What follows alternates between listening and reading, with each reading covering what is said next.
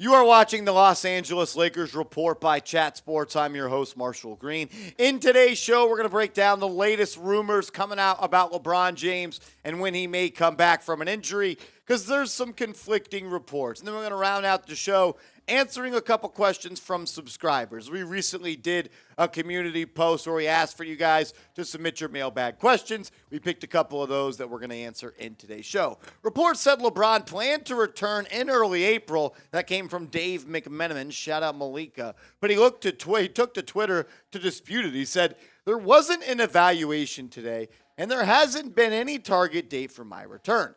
I'm just working around the clock every day, 3 times a day, to give myself the best chance of coming back full strength whenever that is. God bless y'all sources. I speak for myself. I guess LeBron didn't like that Dave McMenamin got to steal the thunder from LeBron announcing his own return. I mean, McMenamin probably heard it from a Lakers staffer. I'm sure that McMenamin didn't just make this up. Look, LeBron's going to come back when he's healthy. That's what we know. And we know LeBron loves to control his narrative. But that report didn't come out of nowhere. He didn't just make it up. I mean, you don't make those things tight up if you're bagging Malika. And of course, he didn't do that to talk about LeBron James coming back. Why would he just make it up, LeBron? He obviously heard it from someone on the staff, maybe even heard it from your buddy Rich Paul. LeBron's coming back sooner rather than later. I expect him to play in the regular season at least a couple times before we get to the Western Conference playoffs. So I'll ask you this. Will the Lakers make the playoffs? I think this is the biggest question surrounding the purple and gold right now. I'm looking for all the real ones to let me know what they're thinking down in the comment section. Type Y for yes, type N for no, sound off for me, and let your voices be heard. Evan Bang O's.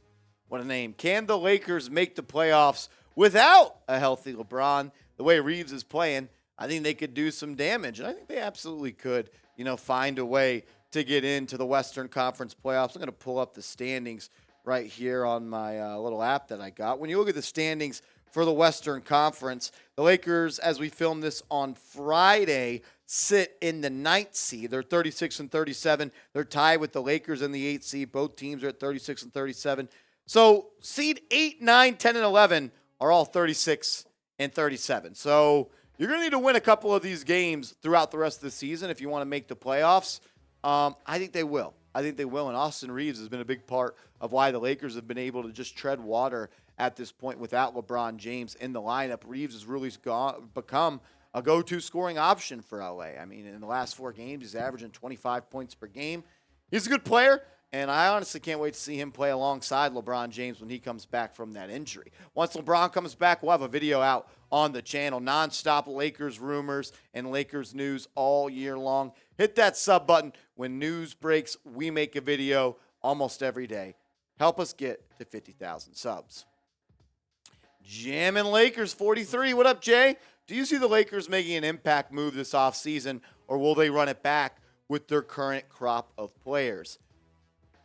I think it's going to come down to, can they get a long-term agreement from LeBron James? And if LeBron James says, I want to be here, and LeBron James says, you got to make a move to keep me here, they will make a move. And I think that move could involve one Anthony Davis. We've heard some news and some rumors that AD may be on his way out of LA. We've heard some talks about a potential sign and trade between the Mavs and the Lakers. A little Kyrie, a little AD.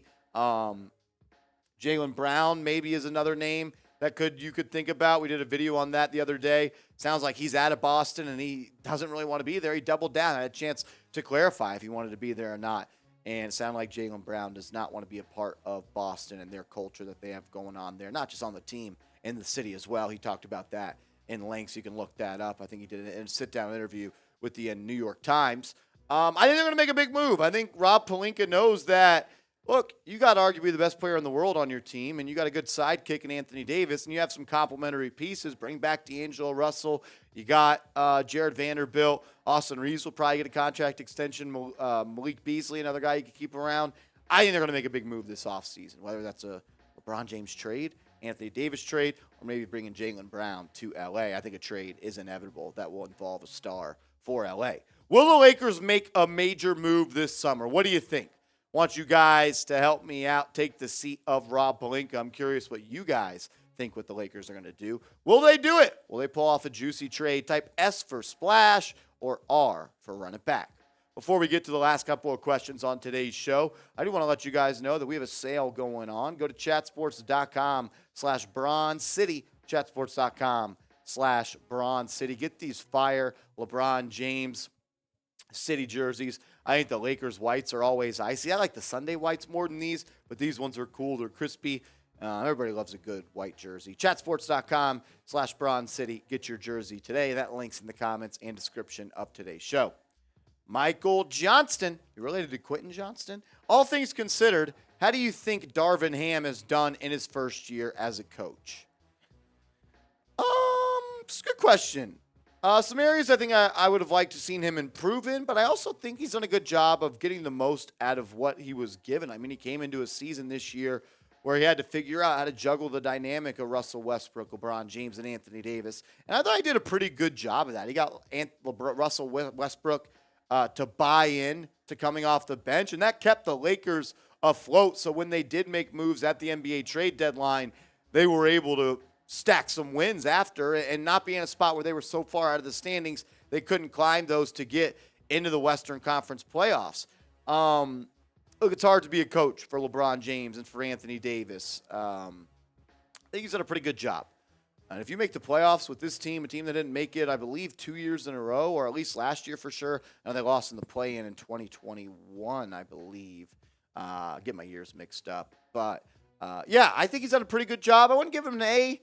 Maybe a B-, maybe a C+. I think he did a good enough job to get the job back. I think he'll be back next year. What do you think? Grade DARVIN Ham, first year as the Lakers coach. Sound off, A, B, C, D, or F. Which new deadline acquisition has impressed you the most? I would say Jared Vanderbilt has been the guy that's kind of stood out the most to me. You know, when you watch afar, I don't get to catch every Utah Jazz game, but when you get to watch him up close and personal, you see how much of a difference maker he is on the defensive side of the court. I go back to the game where they beat the Dallas Mavericks a couple of weeks ago.